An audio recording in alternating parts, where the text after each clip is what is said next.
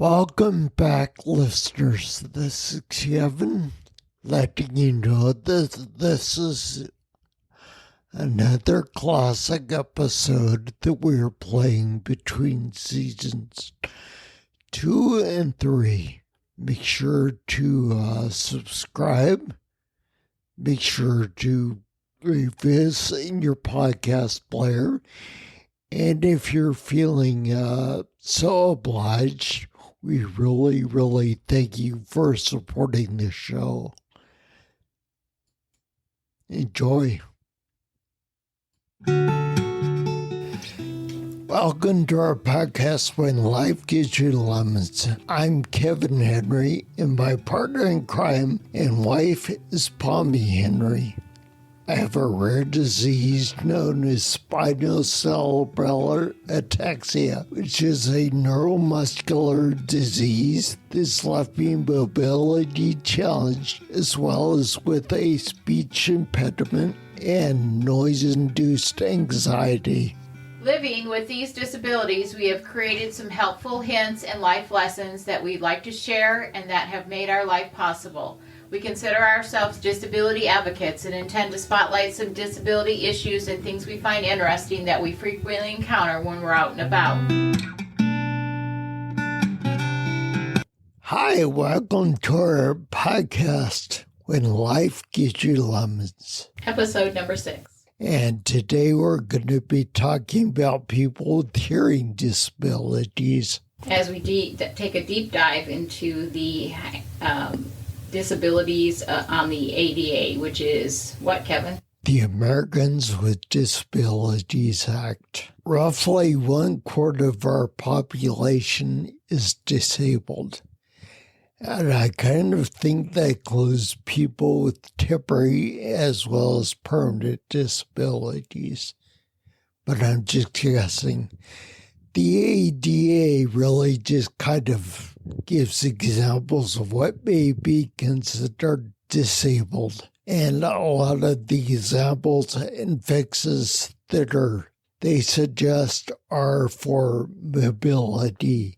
Deaf and blindness is not really addressed as much or as prominently. While researching this, we came upon some very interesting information. I was not familiar with that there was a deaf culture. Yeah, deaf culture is a little bit more permanent than our mobility disabled community, and that everybody is like different, whereas they're more similar and more defined. A lot of cases, they go out of their way to have special schools for deaf communities. Well, that's because most deaf people learn the sign language, which is the ASL or the BSL if you're in England. Just for the record, the ASL, BSL is just like vocal languages. Everybody has one that's different. Based on the country, you mean? Yeah, if they're from America and use ASL, they can have problems in France because they don't speak the language. It's an LSQ in the other European countries. I also think that we should support the deaf community.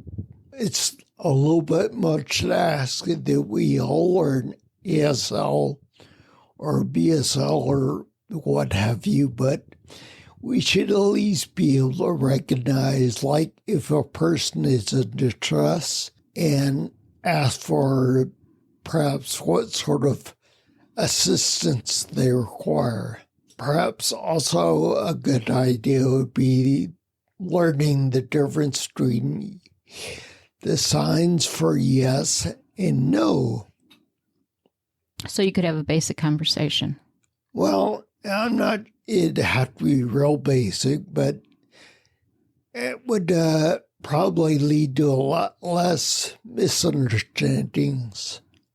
So deaf people value the sign languages because they they feel that it allows them to communicate effectively and express themselves fully. Well, one of the things you notice is typically when a deaf person signs, they also move their lips like they're saying the words. If they know what the words would be, if they've been deaf since birth, they may not know what the words are. That allows people in their community who read lips to augment the signing by the reading of their lips while they're having a discussion. The appreciation of the deaf history and heritage. Deaf people have had a long and diverse history that spans across centuries and continents. They have contributed to various fields of knowledge, art, science, and society. They have also focused opposition, discrimination, and marginalism from the hearing majority. Deaf people celebrate their achievements and struggles and honor their leaders and role models. They also preserve and pass on their stories, legends, jokes, poems, and other forms of literature through sign language. This has created a sense of community, and deaf people form a strong and supportive network that transcends geographical borders. They often meet at deaf clubs, schools, events, and online platforms to socialize, exchange information, and coordinate. They also are advocates for their rights and interests as a cultured minority. The cultured minority thing is, this is something that they've been dealing with for quite some time. They've made adjustments. They've got their support teams, their family, and their friends in place, and they're resistant to try and adapt new. Some are resistant to advancements in hearing aids. Some of this came about because we noticed that this season of the British Baking Show, one of the contestants is deaf and wears a cochlear implant. She has her own sign language interpreter as she receives instructions for the contest. While researching the deaf community, we came upon a definition of the concept of the deaf gain.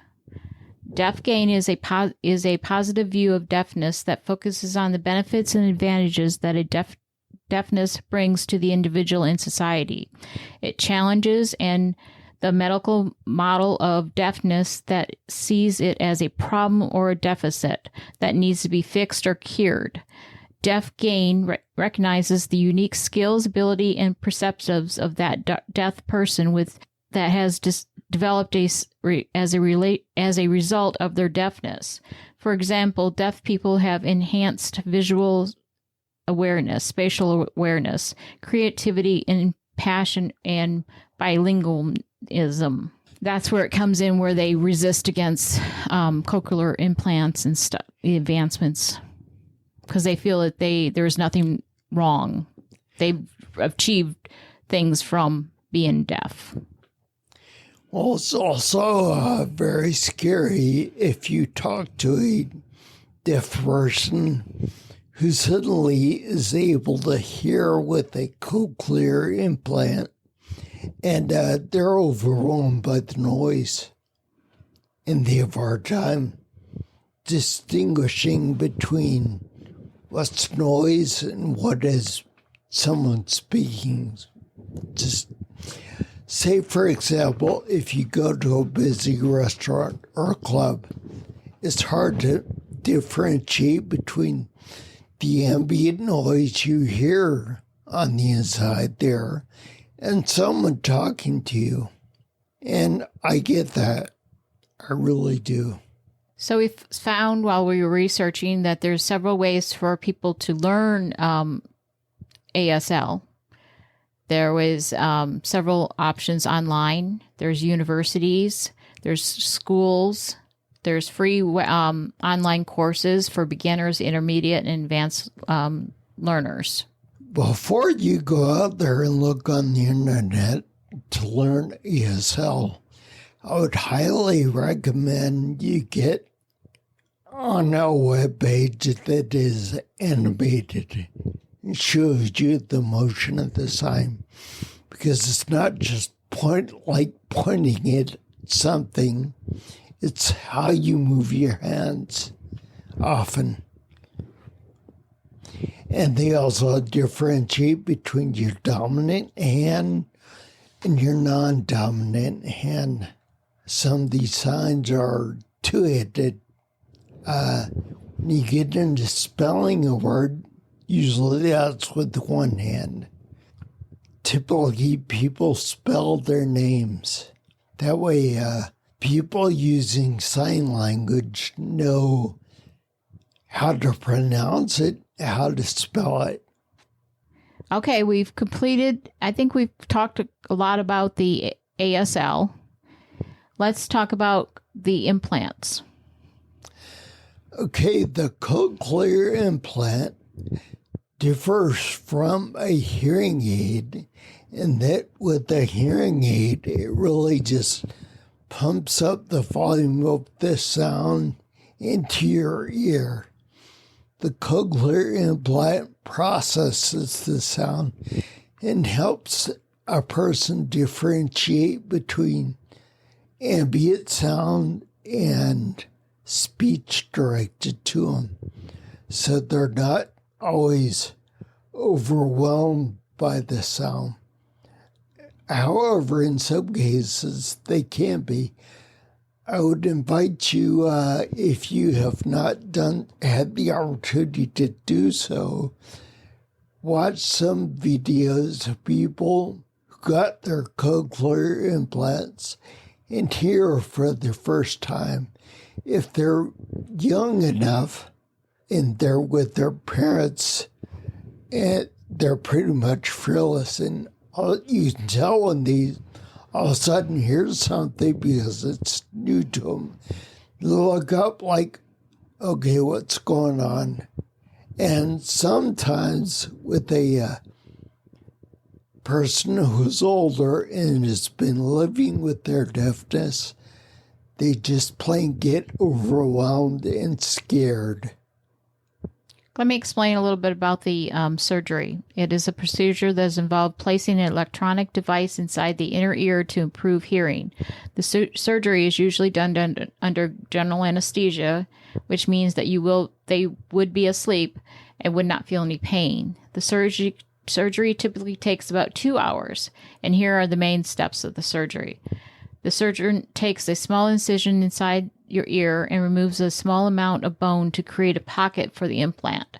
The surgeon inserts the implant under the skin and attaches it to the skull bone with screws and sutures. The surgeon drills a tiny hole in the cochlear, which is the spiral-shaped part of the inner ear, hence its name, that contains the hearing cells. The surgeon gently inserts the electrode array, which is a tiny wire with tiny electrodes, into the cochlear. The electrolysis will stimulate the hearing nerve and send sound signals to the brain. The surgeon tests the implant and electrodes array to make sure they are working properly, and the surgeon closes the incision and covers it with a Band-Aid. After the surgery, you would stay in the hospital or clinic for a few hours or overnight, and you need to follow your doctor's instructions on how to care for your wound and prevent infection. There, you will usually need to schedule a follow-up for them to turn and activate your implant back on and adjust it. You'll also need to undergo hearing rehab, which involves training and therapy to help you learn how to hear and understand sounds with your implant. What a lot of people do, they get overwhelmed by the noise of being able to hear with that, is when they get home or get into a relaxation area, an area where they feel safe, they turn it off.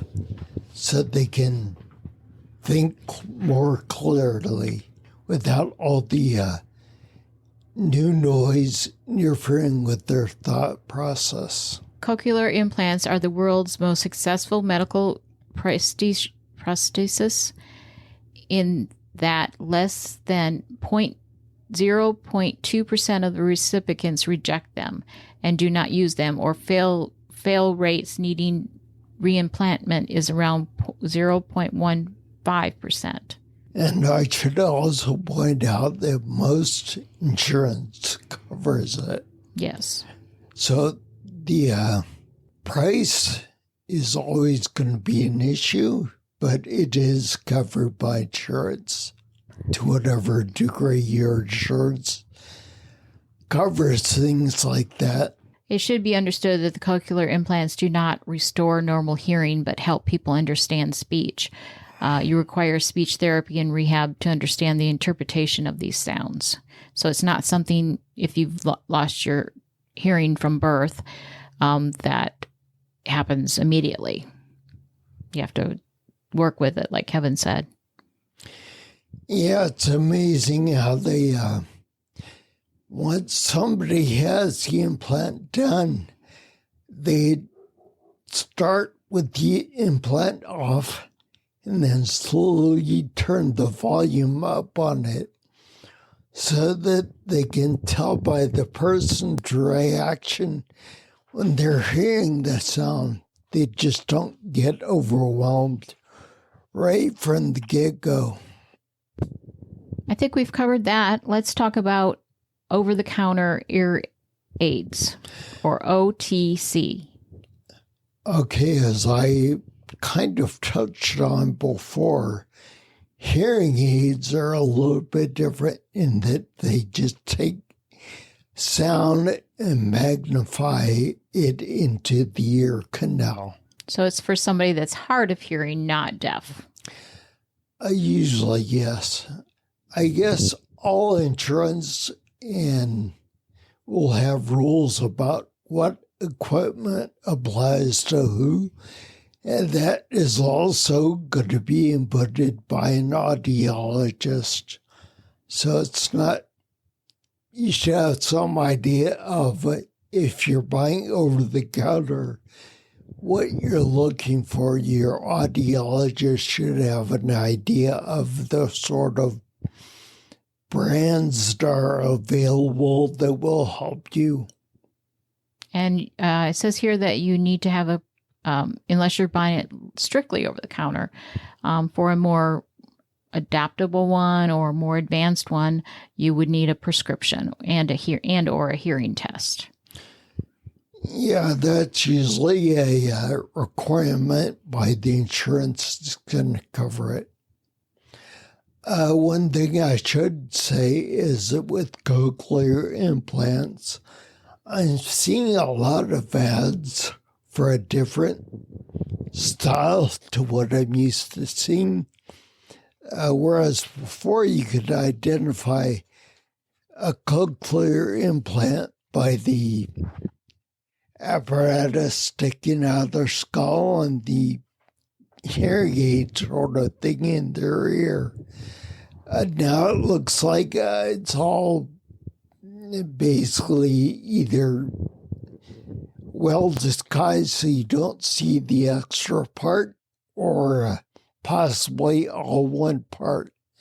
Again, as technology progresses, it will become less invasive. Unfortunately, that will also mean initially more expensive, and possibly will have a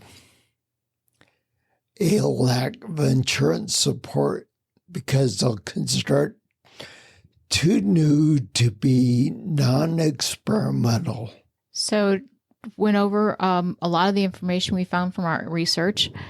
We did find something fun. Went on YouTube and found Miss Mojo's, and she does a list of the top 10 movies and shows that represented the deaf community very accurately, and also was played by a majority of the actors were deaf themselves.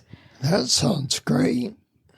So number 10, they had Quiet Place, and I didn't watch it because I don't watch horror shows, but it was about an alien that any noise that was heard that could tell the alien where you were.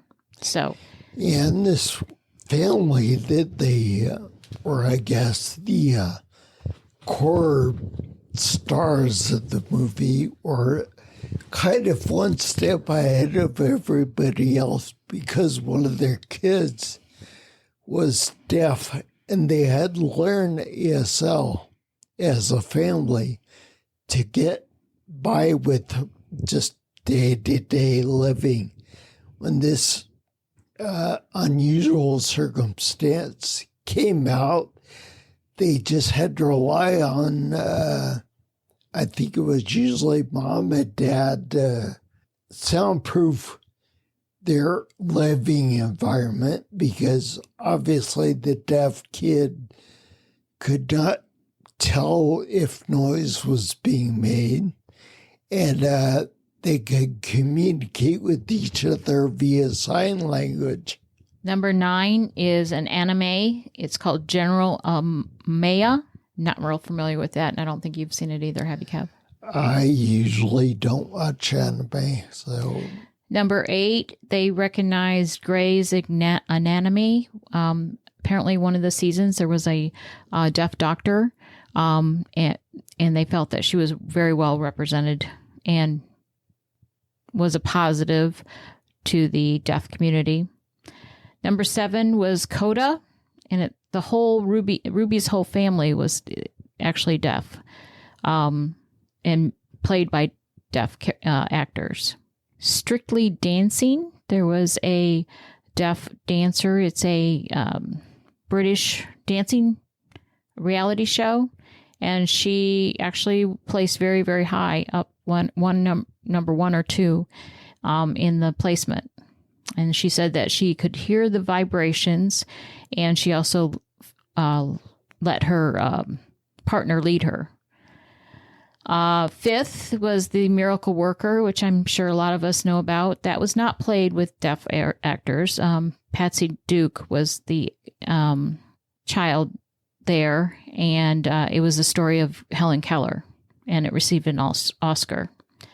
There was number 4 is Switched by Birth. Number 3 was The Child of the Lesser God. Number 2 was Internals, which is a Marvel movie, and it was listed as the first deaf hero. Number 1 was The Silent Child, and it was an older movie back in the 50s and 60s. I'm not aware of it. They also did honorable mention to The Walking Dead, which the same actress that played in the Internals as the deaf hero was also a deaf person in The Walking Dead. So make sure you get with us next time, and we'll see you then. Bye. Bye. We are always looking to improve the podcast, so if you want to hear a specific topic discussed, drop us an email. Our contact information is listed on our website. It's www.whenlifegivesyoulemons.net.